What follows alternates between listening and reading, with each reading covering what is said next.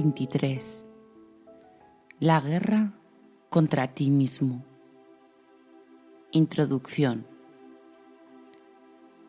1. ¿No te das cuenta de que lo opuesto a la flaqueza y a la debilidad es la impecabilidad? La inocencia es fuerza y nada más lo es.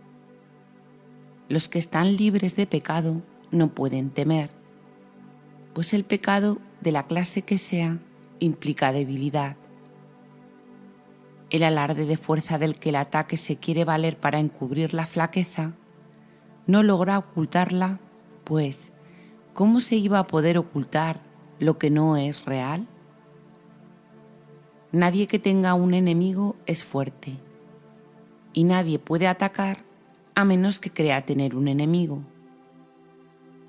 Creer en enemigos es, por lo tanto, creer en la debilidad, y lo que es débil no es la voluntad de Dios, y al oponerse a ésta, se ha vuelto el enemigo de Dios. Y así se teme a Dios, al considerársele una voluntad contraria. 2. Qué extraña se vuelve en verdad esta guerra contra ti mismo. No podrás sino creer que todo aquello de lo que te vales para los fines del pecado puede herirte y convertirse en tu enemigo. Y así lucharás contra ello y tratarás de debilitarlo, y creyendo haberlo logrado, atacarás de nuevo. Es tan seguro que tendrás miedo de lo que atacas como que amarás lo que percibes libre de pecado.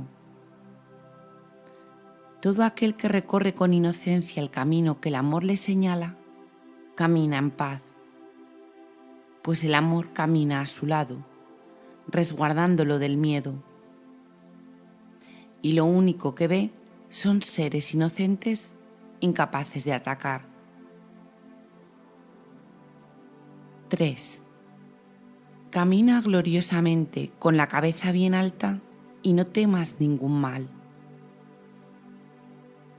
Los inocentes se encuentran a salvo porque comparten su inocencia. No ven nada que sea nocivo, pues su conciencia de la verdad libera todas las cosas de la ilusión de la nocividad. Y lo que parecía nocivo resplandece ahora ante su inocencia, liberado del pecado y del miedo, y felizmente de vuelta al amor. Los inocentes comparten la fortaleza del amor porque vieron la inocencia, y todo error desapareció porque no lo vieron. Quien busca la gloria la halla donde ésta se encuentra. ¿Y dónde podría encontrarse sino en los inocentes? 4. No permitas que las pequeñas interferencias te arrastren a la pequeñez. La culpabilidad no ejerce ninguna atracción en el estado de inocencia. Piensa cuán feliz es el mundo por el que caminas con la verdad a tu lado. No renuncies a ese mundo de libertad por un pequeño anhelo de aparente pecado, ni por el más leve destello de atracción que pueda ejercer la culpa. ¿Despreciarías el cielo por causa de esas insignificantes distracciones? Tu destino y tu propósito se encuentran mucho más allá de ellas, en un lugar nítido donde no existe la pequeñez.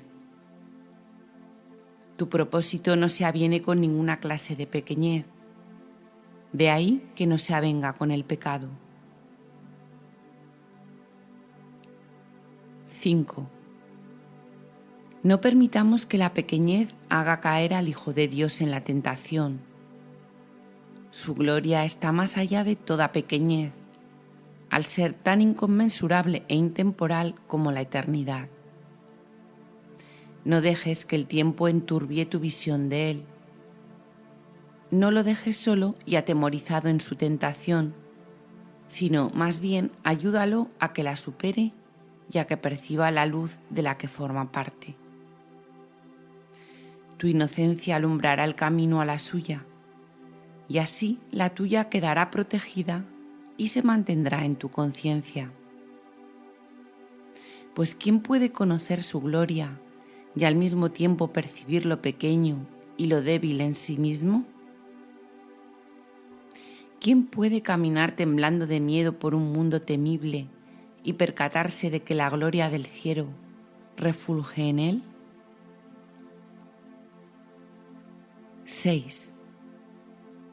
No hay nada a tu alrededor que no forme parte de ti. Contémplalo amorosamente y ve la luz del cielo en ello, pues así es como llegarás a comprender todo lo que se te ha dado. El mundo brillará y resplandecerá en amoroso perdón, y todo lo que una vez considerabas pecaminoso será reinterpretado ahora como parte integrante del cielo. Qué bello es caminar limpio, redimido y feliz por un mundo que tanta necesidad tiene de la redención que tu inocencia vierte sobre él. ¿Qué otra cosa podría ser más importante para ti? Pues he aquí tu salvación y tu libertad, y éstas tienen que ser absolutas para que las puedas reconocer. Sección primera. Las creencias irreconciliables. 1. El recuerdo de Dios aflora en la mente que está serena. No puede hacer acto de presencia allí donde hay conflicto, pues una mente en pugna consigo misma no puede recordar la mansedumbre eterna. Los medios de la guerra no son los medios de la paz, y lo que recuerda al belicoso no es amor. Si no se atribuyese valor a la creencia en la victoria, la guerra sería imposible. Si estás en conflicto, eso quiere decir que crees que el ego tiene el poder de salir triunfante. ¿Por qué otra razón si no te ibas a identificar con él? Seguramente te habrás percatado de que el ego está en pugna con Dios. Que el ego no tiene enemigo alguno es cierto, mas es igualmente cierto que cree firmemente tener un enemigo al que necesita vencer y que lo logrará. 2. ¿No te das cuenta de que una guerra contra ti mismo sería una guerra contra Dios? Y en una guerra así, ¿es concebible la victoria? Y si lo fuese, ¿la desearías? La muerte de Dios, de ser posible, significaría tu muerte. ¿Qué clase de victoria sería esa? El ego marcha siempre hacia la derrota porque cree que puede vencerte. No obstante, Dios sabe que eso no es posible. Eso no es una guerra, sino la descabellada creencia de que es posible atacar y derrotar la voluntad de Dios. Te puedes identificar con esta creencia, pero jamás dejará de ser una locura. Y el miedo reinará en la locura y parecerá haber reemplazado al amor allí. Este es el propósito del conflicto, y para aquellos que creen que es posible, los medios parecen ser reales. 3. Ten por seguro que no es posible que Dios y el ego se puedan encontrar, o tú y el ego. En apariencia lo hacéis y formáis extrañas alianzas basándoos en premisas que no tienen sentido. Pues vuestras creencias convergen en el cuerpo, el hogar elegido del ego, al que tú también consideras como el tuyo. Vuestro punto de encuentro es una equivocación, un error en cómo te consideras a ti mismo. El ego se une a una ilusión de ti que tú compartes con él. Las ilusiones, no obstante, no pueden unirse. Son todas lo mismo y no son nada. Su unión está basada en lo que no es nada, pues 2 de ellas están tan desprovistas de sentido como 1 o 1000. El ego no se une a nada, puesto que no es nada. Y la victoria que anhela está tan desprovista de sentido como él mismo. 4. Hermano, la guerra contra ti mismo está llegando a su fin. El final de la jornada se encuentra en el lugar de la paz. ¿No te gustaría aceptar la paz que allí se te ofrece? Este enemigo contra el que has luchado como si fuese un intruso a tu paz, se transforma ahí, ante tus propios ojos, en el portador de tu paz. Tu enemigo era Dios mismo, quien no sabe de conflictos, victorias o ataques de ninguna clase. El amor que te profesa es perfecto, absoluto y eterno. El Hijo de Dios en guerra contra su Creador es una condición tan ridícula como lo sería la naturaleza rugiéndole iracunda al viento, proclamando que Él ya no forma parte de ella. ¿Cómo iba a poder la naturaleza decretar esto y hacer que fuese verdad? Del mismo modo, no es a ti a quien le corresponde decidir qué es lo que forma parte de ti y qué debe mantenerse aparte. 5.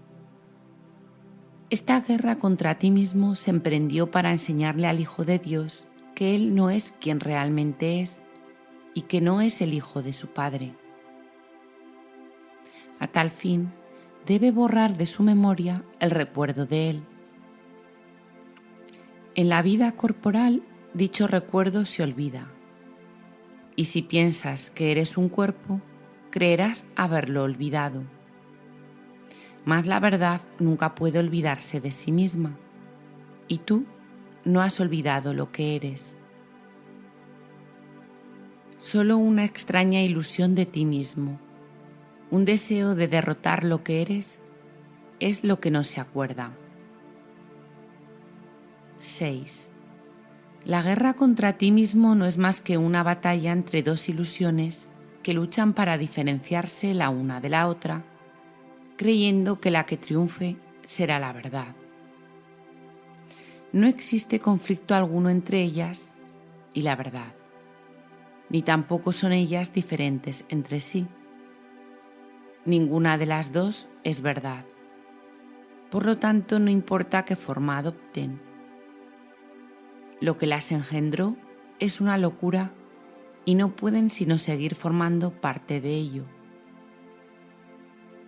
La locura no representa ninguna amenaza contra la realidad ni ejerce influencia alguna sobre ella. Las ilusiones no pueden vencer a la verdad ni suponer una amenaza para ella en absoluto. Y la realidad que niegan no forma parte de ellas. 7. Lo que tú recuerdas forma parte de ti, pues no puedes sino ser tal como Dios te creó. La verdad no lucha contra las ilusiones, ni las ilusiones luchan contra la verdad. Las ilusiones solo luchan entre ellas. Al estar fragmentadas, fragmentan a su vez. Pero la verdad es indivisible y se encuentra mucho más allá del limitado alcance de las ilusiones. Recordarás lo que sabes cuando hayas comprendido que no puedes estar en conflicto. Una ilusión acerca de ti mismo puede luchar contra otra, mas la guerra entre 2 ilusiones es un estado en el que nada ocurre. No hay ni vencedor ni victoria.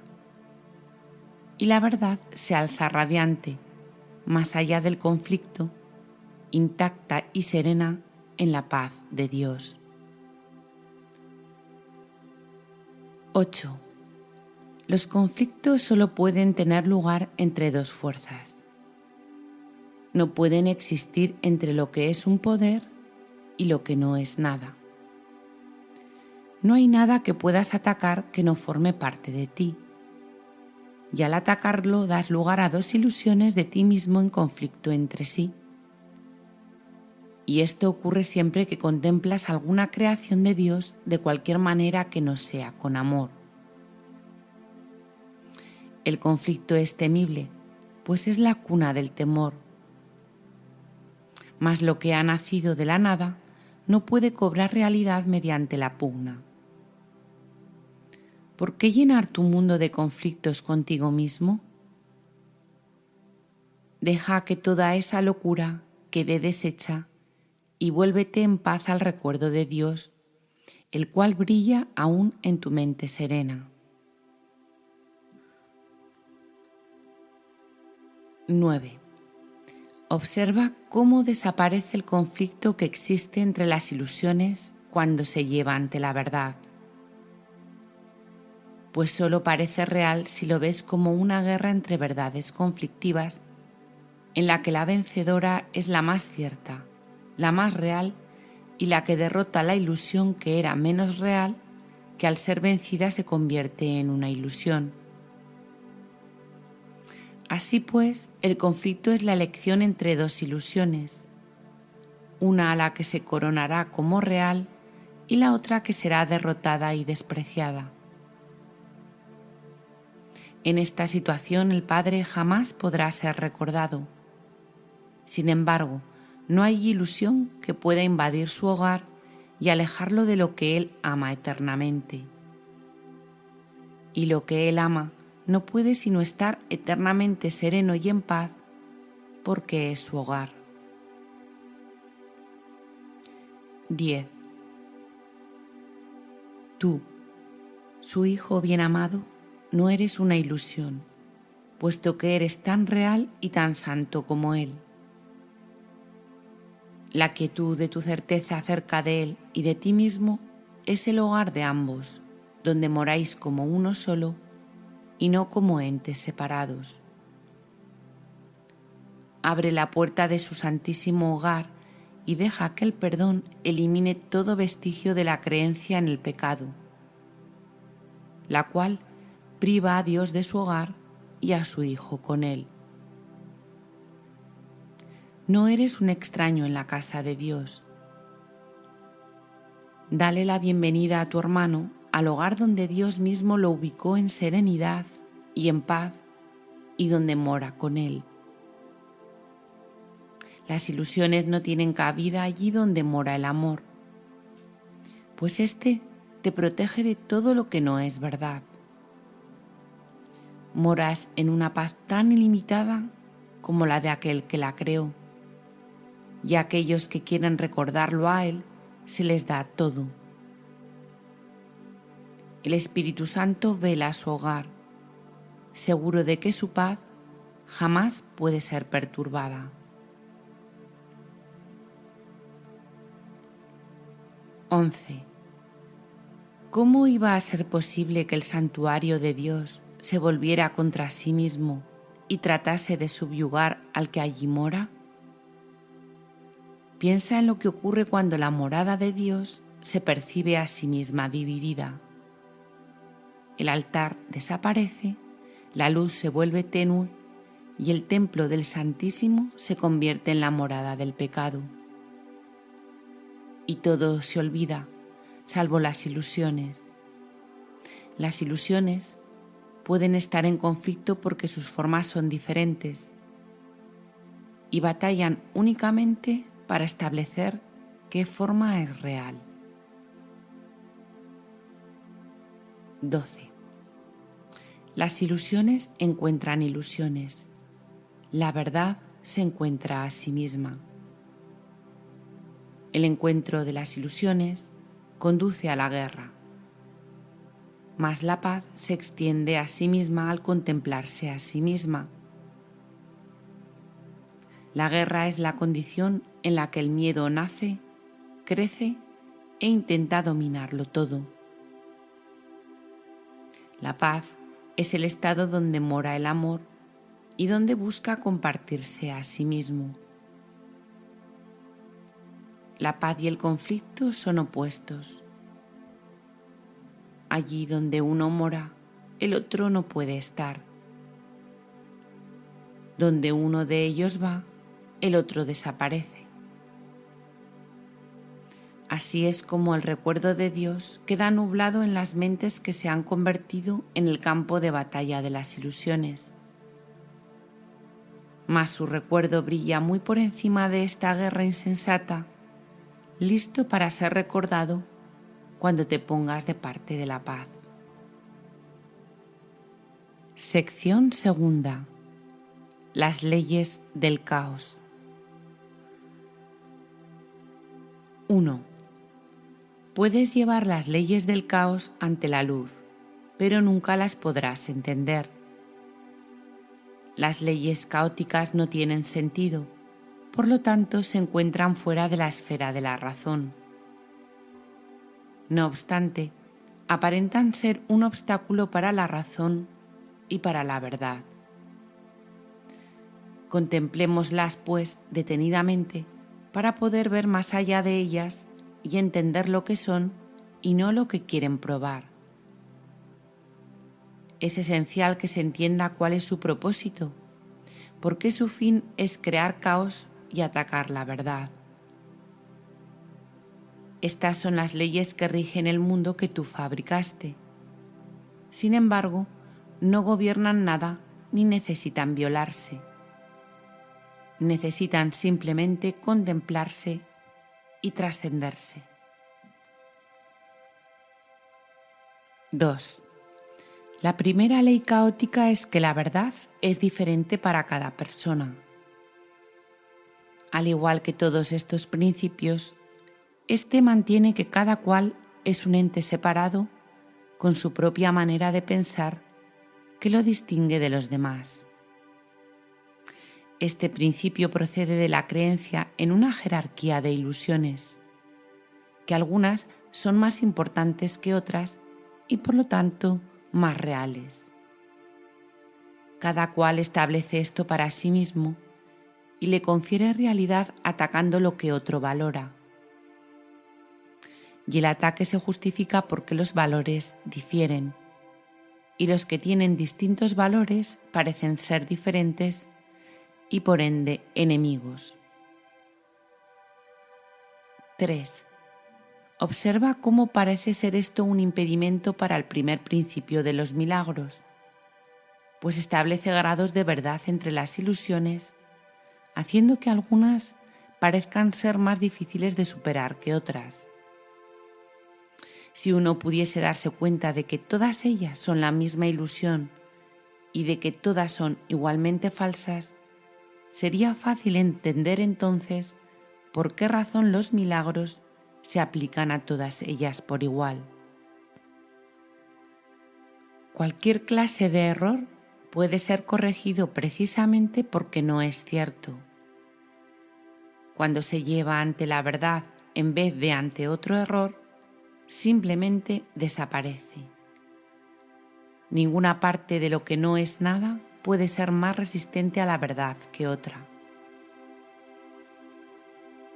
4. La segunda ley del caos, muy querida por todo aquel que venera el pecado, es que no hay nadie que no peque y por lo tanto todo el mundo merece ataque y muerte. Este principio estrechamente vinculado al primero es la exigencia de que el error merece castigo y no corrección, pues la destrucción del que comete el error lo pone fuera del alcance de la corrección y del perdón. De este modo, interpreta lo que ha hecho como una sentencia irrevocable contra sí mismo que ni siquiera Dios puede revocar. Los pecados no pueden ser perdonados, al ser la creencia de que el Hijo de Dios puede cometer errores por los cuales su propia destrucción se vuelve inevitable. 5. Piensa en las consecuencias que esto parece tener en la relación entre padre e hijo. Ahora parece que nunca jamás podrán ser uno otra vez, pues uno de ellos no puede sino estar por siempre condenado y por el otro. Ahora son diferentes y por ende enemigos. y su relación es una de oposición, de la misma forma en que los aspectos separados del Hijo convergen únicamente para entrar en conflicto, mas no para unirse. Uno de ellos se debilita y el otro se fortalece con la derrota del primero. Y su temor a Dios y el que se tienen entre sí parece ahora razonable, pues se ha vuelto real por lo que el Hijo de Dios se ha hecho a sí mismo y por lo que le ha hecho a su Creador. 6. En ninguna otra parte es más evidente la arrogancia en la que se basan las leyes del caos que como sale a relucir aquí. He aquí el principio que pretende definir lo que debe ser el creador de la realidad, lo que debe pensar y lo que debe creer, y creyéndolo, cómo debe responder. Ni siquiera se considera necesario preguntarle si eso que se ha decretado que son sus creencias es verdad. Su Hijo le puede decir lo que ésta es, y la única alternativa que le queda es aceptar la palabra de su Hijo o estar equivocado. Esto conduce directamente a la tercera creencia descabellada que hace que el caos parezca ser eterno, pues si Dios no puede estar equivocado, tiene entonces que aceptar la creencia que su Hijo tiene de sí mismo y odiarlo por ello. 7. Observa cómo este tercer principio refuerza el temor a Dios. Ahora se hace imposible recurrir a Él en momentos de tribulación, pues se ha convertido en el enemigo que la causó y no sirve de nada recurrir a Él. La salvación tampoco puede encontrarse en el Hijo, ya que cada uno de sus aspectos parece estar en pugna con el Padre y siente que su ataque está justificado. Ahora el conflicto se ha vuelto inevitable e inaccesible a la ayuda de Dios, pues ahora la salvación jamás será posible, ya que el Salvador se ha convertido en el enemigo. 8. No hay manera de librarse o escapar. La expiación se convierte en un mito y lo que la voluntad de Dios dispone es la venganza, no el perdón. Desde allí donde todo esto se origina, no se ve nada que pueda ser realmente una ayuda. Solo la destrucción puede ser el resultado final. Y Dios mismo parece estar poniéndose de parte de la destrucción para derrotar a su Hijo. No pienses que el ego te va a ayudar a escapar de lo que Él desea para ti. Esa es la función de este curso, que no le concede ningún valor a lo que el ego tiene en gran estima. 9. El ego atribuye valor únicamente a aquello de lo que se apropia. Esto conduce a la cuarta ley del caos, que si las demás son aceptadas, no puede sino ser verdad. Esta supuesta ley es la creencia de que haces tuyo aquello de lo que te apropias. De acuerdo con esa ley, la pérdida de otro es tu ganancia y por consiguiente no reconoce el hecho de que nunca puedes quitarle nada a nadie, excepto a ti mismo. Mas las otras leyes no pueden sino conducir a esto, pues los que son enemigos no se conceden nada de buen grado el uno al otro, ni procuran compartir las cosas que valoran. Y lo que tus enemigos ocultan de ti debe ser algo que vale la pena poseer, ya que lo mantienen oculto de ti. 10. Todos los mecanismos de la locura se hacen patentes aquí. El enemigo que se fortalece al mantener oculto el valioso legado que debería ser tuyo. La postura que adoptas y el ataque que infliges, los cuales están justificados por razón de lo que se te ha negado, y la pérdida inevitable que el enemigo debe sufrir para que tú te puedas salvar. Así es como los culpables declaran su inocencia. Si el comportamiento inescrupuloso del enemigo no los forzara a este vil ataque, solo responderían con bondad. Pero en un mundo despiadado los bondadosos no pueden sobrevivir, de modo que tienen que apropiarse de todo cuanto puedan o dejar que otros se apropien de lo que es suyo. 11. Y ahora queda una vaga pregunta por contestar que aún no ha sido explicada. ¿Qué es esa cosa tan preciada, esa perla de inestimable valor, ese tesoro oculto que con justa indignación debe arrebatársele a este el más pérfido y astuto de los enemigos? Debe de ser lo que siempre has anhelado, pero nunca hallaste. Y ahora entiendes la razón de que nunca lo encontrarás.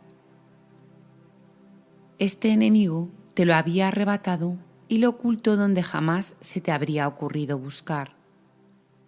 Lo ocultó en su cuerpo, haciendo que éste sirviera de refugio para su culpa, de escondrijo de lo que es tuyo. Ahora su cuerpo se tiene que destruir y sacrificar para que tú puedas tener lo que te pertenece. La traición que él ha cometido exige su muerte para que tú puedas vivir. Y así solo atacas en defensa propia. 12. Pero, ¿qué es eso que deseas que exige su muerte? ¿Cómo puedes estar seguro de que tu ataque asesino está justificado, a menos que sepas cuál es su propósito? Aquí es donde el último principio del caos acude en tu auxilio. Este principio alega que hay un sustituto para el amor. Esta es la magia que curará todo tu dolor, el elemento que falta que curaría tu locura. Esa es la razón de que tengas que atacar. He aquí lo que hace que tu venganza esté justificada. He aquí revelado el regalo secreto del ego, arrancado del cuerpo de tu hermano donde se había ocultado con malicia y con odio hacia aquel a quien verdaderamente le pertenece. Él te quiere privar de este ingrediente secreto que le daría significado a tu vida. El sustituto del amor, nacido de vuestra mutua enemistad, tiene que ser la salvación. Y no tiene sustituto, pues solo hay uno. Y así el propósito de todas tus relaciones es apropiarte de él y convertirte en su dueño. 13. Mas nunca podrás poseerlo del todo, y tu hermano jamás cesará de atacarte por lo que le robaste. La venganza de Dios contra vosotros dos tampoco cesará, pues en su locura él tiene también que poseer ese sustituto del amor y destruiros a ambos. Tú que crees ser cuerdo y caminar por tierra firme en un mundo en el que se puede encontrar significado, considera lo siguiente. Estas son las leyes en las que parece basarse tu cordura. Estos son los principios que hacen que el suelo que pisas parezca firme. Y es ahí donde tratas de encontrar significado. Esas son las leyes que promulgaste para tu salvación. Apoyan firmemente al sustituto del cielo que prefieres. Ese es su propósito, pues para eso es para lo que fueron promulgadas. No tiene objeto preguntar qué significado tienen. Eso es obvio. Los medios de la locura no pueden sino ser dementes. ¿Estás tú igualmente seguro de que comprendes que su objetivo es la locura? 14. Nadie desea la locura, ni nadie se aferra a su propia locura si ve que eso es lo que es. Lo que protege a la locura es la creencia de que es la verdad. Usurpar el lugar de la verdad es la función de la demencia. Y para poder creer en ella, tiene que considerarse la verdad. Y si es la verdad, entonces su opuesto, que antes era la verdad, tiene que ser ahora la locura. Tal inversión, en la que todo está completamente al revés, en la que la demencia es cordura, las ilusiones verdad, el ataque bondad y el asesinato bendición, es el objetivo que persiguen las leyes del caos. Esos son los medios que hacen que las leyes de Dios parezcan estar invertidas. Ahí, las leyes del pecado parecen mantener cautivo al amor y haber puesto al pecado en libertad. 15. Esos no parecen ser los objetivos del caos, pues gracias a la gran inversión parecen ser las leyes del orden. ¿Cómo podría ser de otra manera? El caos es la ausencia total del orden y de leyes. Para que se pueda creer en él, sus aparentes leyes tienen que percibirse como reales. Su objetivo de demencia tiene que verse como cordura, y el miedo, con labios mortecinos y ojos que no ven, obcecado y de aspecto horrible, es elevado al trono del amor, su moribundo conquistador, su sustituto, el que te salva de la salvación. Cuán bella hacen lucir a la muerte las leyes del miedo. Dale gracias al héroe que se sentó en el trono del amor y que salvó al Hijo de Dios para entregárselo al miedo y a la muerte. 16. Sin embargo, ¿cómo es posible que se pueda creer en semejantes leyes? Hay un extraño mecanismo que hace que ello sea posible. Es algo que nos resulta familiar, pues hemos visto en innumerables ocasiones cómo parece funcionar. En realidad, no funciona en absoluto, más en sueños, donde los protagonistas principales son solo sombras. Parece ser muy poderoso.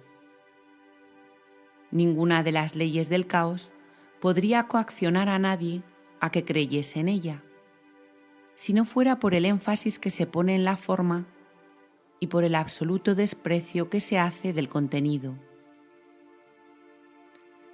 Nadie que crea que una sola de estas leyes es verdad se da cuenta de lo que estipula. Algunas de las formas que adoptan parecen tener sentido, pero eso es todo. 17.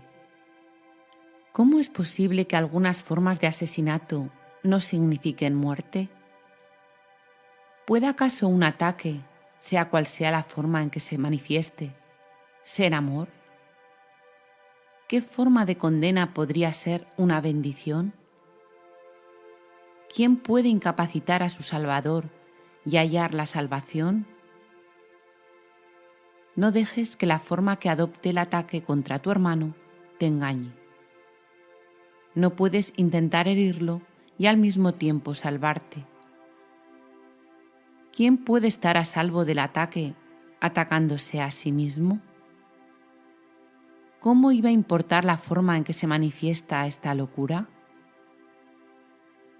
Es un juicio que se derrota a sí mismo, al condenar lo que afirma querer salvar. No te dejes engañar cuando la locura adopte una forma que a ti te parece hermosa. Lo que está empeñado en destruirte no es tu amigo. 18. Sostienes, y piensas que es verdad, que no crees en estas leyes insensatas ni que tus acciones están basadas en ellas. Pues cuando examinas de cerca lo que postulan, ves que no se puede creer en ellas. Hermano, crees en ellas, pues de no ser así, ¿cómo podrías percibir la forma que adoptan con semejante contenido? ¿podría acaso ser sostenible cualquiera de las formas que adoptan? Sin embargo, crees en ellas debido a la forma que adoptan y no adviertes el contenido. Este nunca cambia.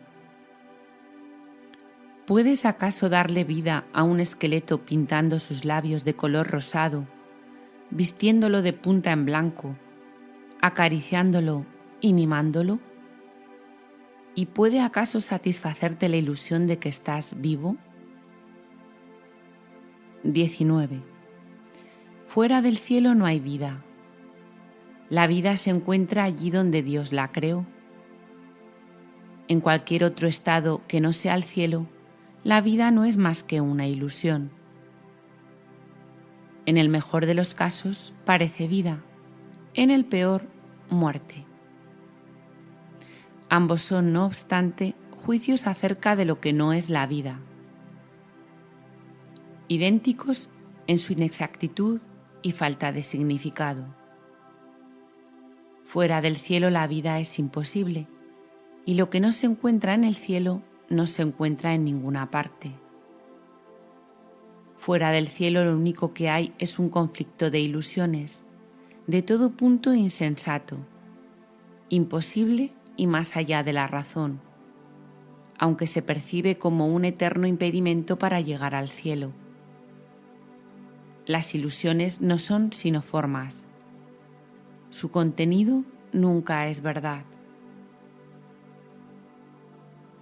20. Las leyes del caos gobiernan todas las ilusiones. Las formas que éstas adoptan entran en conflicto, haciendo que parezca posible concederle más valor a unas que a otras. Sin embargo, cada ilusión se basa, al igual que todas las demás, en la creencia de que las leyes del caos son las leyes del orden. Cada una de ellas apoya dichas leyes completamente y ofrece un testimonio inequívoco de que son verdad. Las formas de ataque que en apariencia son más benévolas no son menos inequívocas en su testimonio o en sus resultados. Es indudable que el miedo que engendran las ilusiones se debe a las creencias que las originan y no a su forma. Y la falta de fe en el amor, sea cual sea la forma en que se manifieste, da testimonio de que el caos es la realidad. 21. La fe en el caos es la consecuencia inevitable de la creencia en el pecado. El que sea una consecuencia es lo que hace que parezca ser una conclusión lógica, un paso válido en el pensamiento ordenado. Los pasos que conducen al caos proceden metódicamente desde su punto de partida. Cada uno de ellos se manifiesta de forma diferente en el proceso de invertir la verdad y conduce aún más profundamente al terror y más allá de ella. No pienses que un paso es más corto que otro, ni que el retorno desde uno de ellos es más fácil que desde otro. En cada uno de ellos reside el descenso desde el cielo en su totalidad. Y allí donde tu pensamiento empieza, allí mismo tiene que terminar. 22. Hermano, no des ni un solo paso en el descenso hacia el infierno, pues una vez que hayas dado el primero, no podrás reconocer el resto como lo que son, y cada uno de ellos seguirá al primero. Cualquier forma de ataque te planta en la tortuosa escalera que te aleja del cielo. Sin embargo, en cualquier instante, todo esto se puede deshacer. ¿Cómo puedes saber si has elegido las escaleras que llevan al cielo o el camino que conduce al infierno? Muy fácilmente. ¿Cómo te sientes? ¿Estás en paz? ¿Tienes certeza con respecto a tu camino? ¿Estás seguro de que el cielo se puede alcanzar? Si la respuesta es no, es que caminas solo. Pídele entonces a tu amigo que se una a ti y te dé certeza con respecto a qué camino seguir. Sección tercera. Salvación sin transigencias. 1. ¿No es cierto acaso que no reconoces algunas de las formas en las que el ataque se puede manifestar?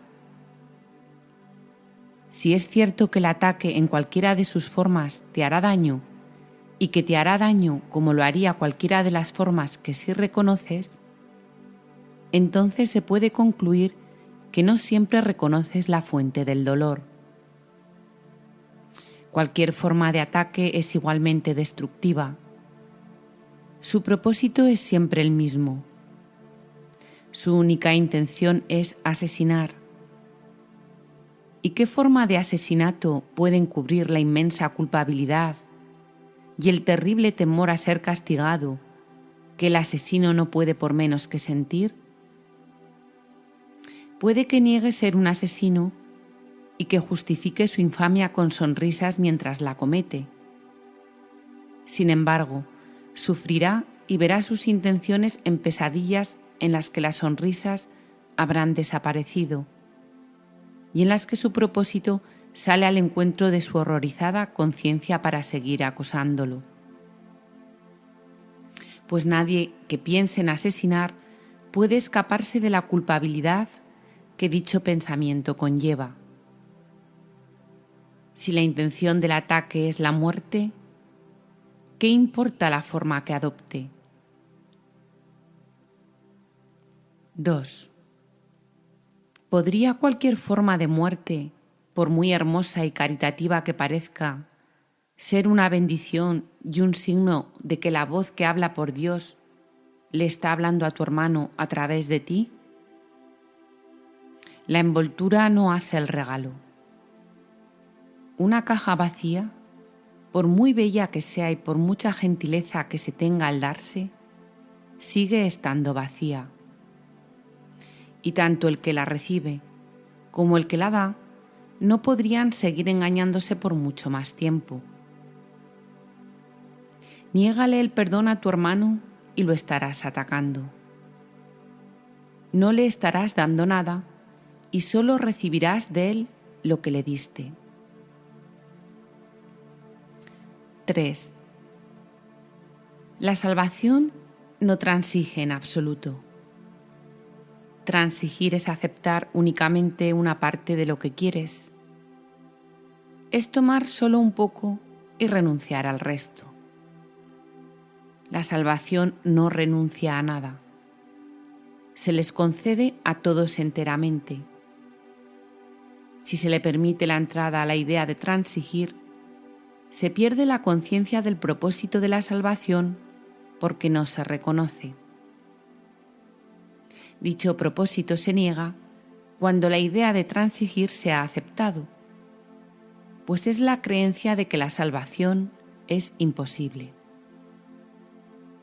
La idea de transigir mantiene que puedas atacar un poco, amar un poco y ser consciente de la diferencia. De esta manera pretende enseñar que un poco de lo mismo puede ser diferente y al mismo tiempo permanecer intacto cual uno solo. ¿Tiene sentido esto? ¿Es acaso comprensible? 4. Este curso es fácil precisamente porque no transige en absoluto. Aún así, parece ser difícil para aquellos que todavía creen que es posible transigir. No se dan cuenta de que si lo fuera, la salvación sería un ataque. Es indudable que la creencia de que la salvación es imposible no puede propiciar la calmada y serena certeza de que está allegado. El perdón no se puede negar solo un poco. Tampoco es posible atacar por una razón y amar por otra y entender lo que es el perdón. ¿No te gustaría poder reconocer lo que constituye un asalto a tu paz si esa es la única manera de no perderla de vista? Si no la defiendes, puedes mantenerla brillando ante tu visión, eternamente diáfana y sin jamás perderla de vista. 5. Los que creen que es posible defender la paz y que está justificado atacar en su nombre, no pueden percibir que la paz se encuentra dentro de ellos. ¿Cómo iban a saberlo? ¿Cómo iban a poder aceptar el perdón y al mismo tiempo seguir albergando la creencia de que algunas formas de asesinato mantienen la paz a salvo? ¿Cómo iban a estar dispuestos a aceptar el hecho de que su brutal propósito va dirigido contra ellos mismos? Nadie se une a su enemigo ni comparte su propósito. Y nadie transige con un enemigo sin seguir odiándolo por razón de lo que éste le privó. 6. No confundas una tregua con la paz ni la transigencia con el escape del conflicto. Haber sido liberado del conflicto significa que éste ha cesado. La puerta está abierta. Te has retirado del campo de batalla. No te has quedado allí con la esperanza cobarde de que el conflicto no se reanude solo porque los cañones se han acallado por un momento y el miedo que asola el lugar de la muerte no es evidente. En un campo de batalla no hay seguridad. Lo puedes contemplar a salvo desde lo alto, sin que te afecte. Pero dentro de él no puedes encontrar ninguna seguridad. Ni uno solo de los árboles que aún quedan en pie puede ofrecerte cobijo. Ni una sola fantasía de protección puede servir de escudo contra la fe en el asesinato. He aquí el cuerpo, vacilando entre el deseo natural de comunicarse y la intención antinatural de asesinar y de morir. ¿Crees que puede haber alguna forma de asesinato que ofrezca seguridad? ¿Podría acaso la culpa estar ausente de un campo de batalla? Sección 4. Por encima del campo de batalla. 1. No sigas estando en conflicto, pues sin ataque no puede haber guerra. Tenerle miedo a Dios es tenerle miedo a la vida, no a la muerte. Sin embargo, Dios sigue siendo el único refugio. En Él no hay ataques, ni el cielo se ve acechado por ninguna clase de ilusión. El cielo es completamente real. En Él las diferencias no tienen cabida, y lo que es lo mismo no puede estar en conflicto. No se te pide que luches contra tu deseo de asesinar, pero sí se te pide que te des cuenta de que las formas que dicho deseo adopta encubren la intención del mismo. Y es eso lo que te asusta, no la forma que adopta. Lo que no es amor es asesinato. Lo que no es amoroso no puede sino ser un ataque. Toda ilusión es un asalto contra la verdad y cada una de ellas es una agresión contra la idea del amor porque éste parece ser tan verdadero como ellas. 2. Mas, ¿qué puede ser igual a la verdad y sin embargo diferente? El asesinato y el amor son incompatibles. Si ambos fueran ciertos, tendrían entonces que ser lo mismo e indistinguibles el uno del otro. Y así deben serlo para aquellos que ven al Hijo de Dios como un cuerpo. Pero no es el cuerpo lo que es como el creador del Hijo. Y lo que carece de vida no puede ser el Hijo de la vida. ¿Puede acaso el cuerpo extenderse hasta abarcar todo el universo? ¿Puede acaso crear y ser lo que crea? ¿Y puede ofrecerle a sus creaciones todo lo que Él es, sin jamás sufrir pérdida alguna? 3. Dios no comparte su función con un cuerpo. Él le encomendó a su Hijo la función de crear porque es la suya propia. Creer que la función del Hijo es asesinar no es un pecado, pero sí es una locura. Lo que es lo mismo no puede tener una función diferente. La creación es el medio por el que Dios se extiende a sí mismo y lo que es suyo no puede sino ser de su Hijo también. Pues o bien el Padre y el Hijo son asesinos, o bien ninguno lo es. La vida no crea la muerte, puesto que solo puede crear a semejanza propia. 4. La hermosa luz de tu relación es como el amor de Dios, mas aún no puede asumir la sagrada función que Dios le encomendó a su Hijo, puesto que todavía no has perdonado a tu hermano completamente y por ende el perdón no se puede extender a toda la creación. Toda forma de asesinato y ataque que todavía te atraiga y que aún no hayas reconocido como lo que realmente es, limita la curación y los milagros que tienes el poder de extender a todo el mundo.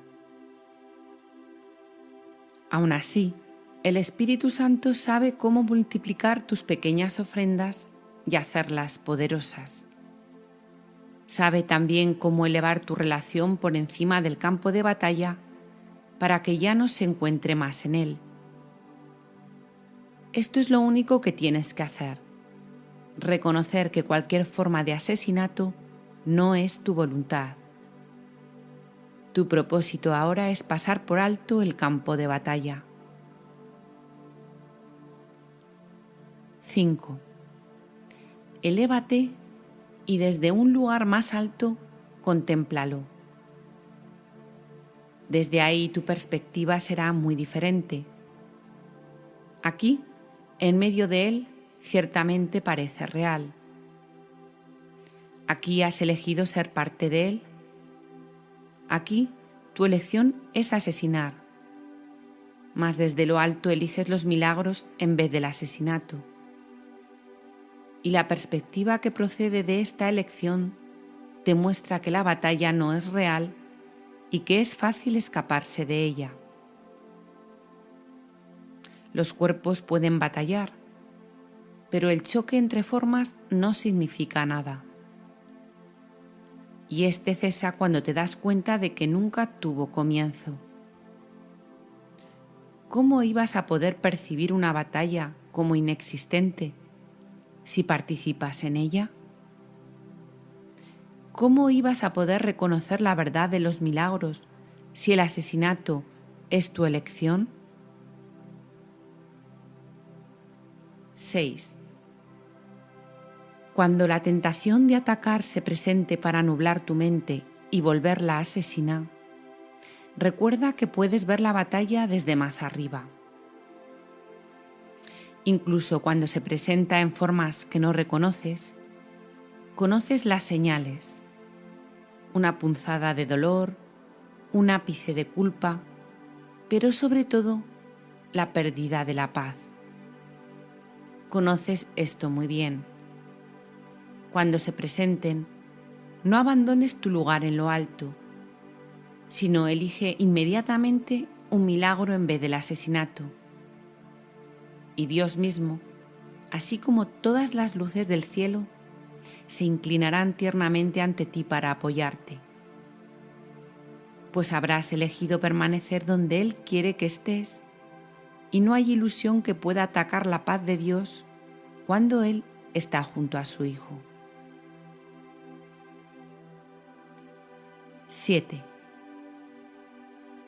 No contemples a nadie desde dentro del campo de batalla, pues lo estarías viendo desde un lugar que no existe. no tienes un punto de referencia desde el que observar y desde el que lo que ves pueda tener significado, pues solo los cuerpos pueden atacar y asesinar.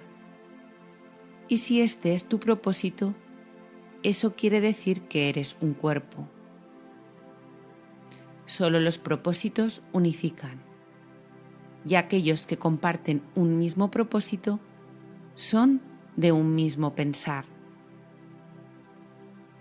El cuerpo de por sí no tiene propósito alguno y no puede sino ser algo solitario. Desde abajo no se puede trascender, pero desde arriba las limitaciones que les impone a aquellos que todavía batallan desaparecen y se hace imposible percibirlas.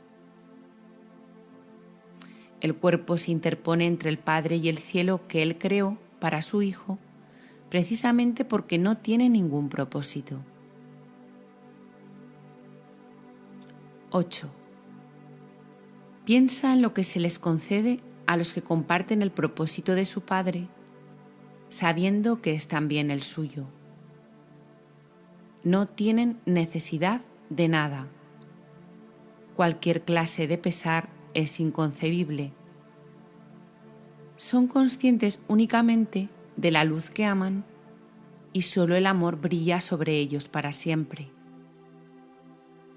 El amor es su pasado, su presente y su futuro. Siempre el mismo, eternamente pleno y completamente compartido.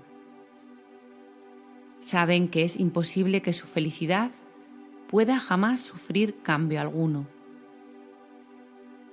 Tal vez pienses que en el campo de batalla todavía hay algo que puedes ganar.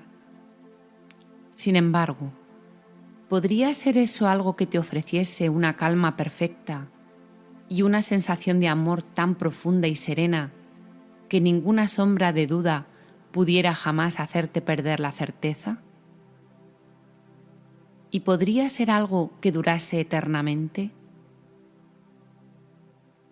9. Los que son conscientes de la fortaleza de Dios jamás podrían pensar en batallas. ¿Qué sacarían con ello sino la pérdida de su perfección? Pues todo aquello por lo que se lucha en el campo de batalla tiene que ver con el cuerpo, con algo que éste parece ofrecer o poseer. Nadie que sepa que lo tiene todo podría buscarse limitaciones ni valorar las ofrendas del cuerpo.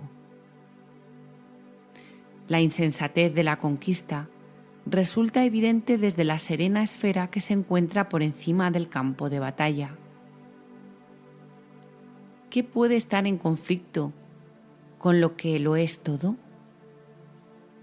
¿Y qué hay que, ofreciendo menos, pudiera ser más deseable? ¿A quien que esté respaldado por el amor de Dios podría resultarle difícil elegir entre los milagros y el asesinato?